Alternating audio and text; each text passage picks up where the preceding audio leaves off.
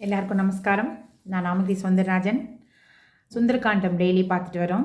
இன்னைக்கு 18வது சர்க்கம், ராவணனின் வருகை. ராவணன் வருகை, அவன் எந்திரிச்சு வரான். அசாத்திய சாதக சுவாமி அசாத்தியம் தவக்கிம்பத ராமதூத கிருபா சிந்தோ மத்காரியம் சாதய பிரபு. மேற்கூறியவாறு வைதேகியை தேடிக்கொண்டு மரங்கள் யாவும் மலர்ந்திருந்த அசோகவனம் வந்து அங்கே நன்றாக பார்த்து கொண்டிருந்த ஹனுமனுக்கு இரவின் பாக்கி நேரம் சிறிதுதான் இருந்தது.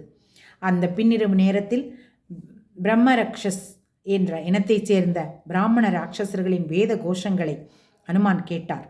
அவர்கள் வேதங்கள் 6 வேதாந்தங்கள் யாவற்றையும் நன்கு கற்றறிந்தவர்கள், பல சிறப்பான யாகங்களை செய்தவர்கள்.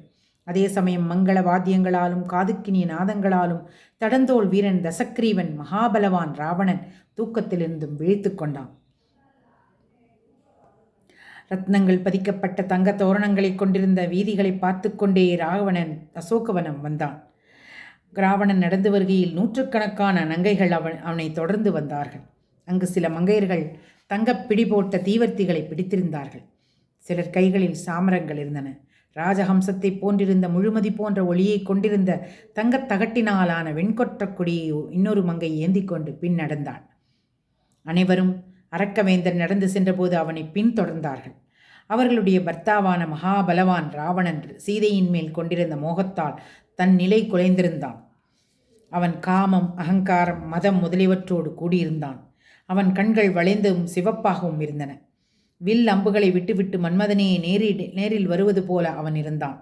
அவன் உடுத்தியிருந்த மேலாடை வஸ்திரம் தூய்மையாகவும் கடைந்தெடுத்த மோரின் நுரை வெண்மையாகவும் இருந்தது.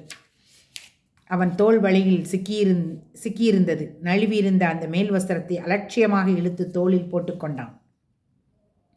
ஹனுமன் மரக்கிளைகளில் பதுங்கிக் கொண்டு அடர்த்தியான இலைகள், மலர்கள் ஆகியவற்றில் மறைந்து கொண்டு சமீபத்தில் நெருங்கி வந்து கொண்டிருந்த ராவணனையும் அழகு எவ்வனம் நிறைந்த ராவணனுடைய உத்தம பாரியைகளையும் உற்று நோக்கினார். அந்த அழகிகளால் சூழப்பட்ட அந்த கீர்த்திமிக்க அரசன் மான்கள், பட்சிகள் ஆகிய பிராணிகள் நிறைந்திருந்த மகளிர் பூங்காவுக்குள் நுழைந்தான். அவன் இராட்சசர்களின் அரசன், விஸ்ரவஸ் என்ற முனிவரின் புதல்வன். அவன் இப்பொழுது குடிமயக்கத்தில் இருந்தான். மகா தேஜஸ்வியான மகாவானரன் பராக்கிரமம் பொருந்திய ராவணனை பார்த்து, நான் நகர் மத்தியில் அரண்மனையில் நீண்ட கைகளுடன் கூடி சிறிது நேரம் முன்பு தூங்கிக் கொண்டிருந்ததை பார்த்தேனே, அதே ராவணன்தான் இவன்தான் என்று எண்ணி வாயுகுமாரன் கீழ்கிழைக்கு இறங்கி உட்கார்ந்து கொண்டார். ஹனுமன் சிறந்த தேஜஸை கொண்டவர்தான்.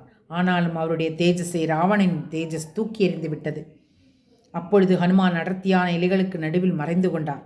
அழகான இடையும் நெருக்கமான கருமையான கூந்தல்களையும் கருமையான கண்களையும் படைத்திருந்த சீதையை காண ராவணன் நெருங்கி வந்தான். 18வது சர்க்கம் முடிந்தது.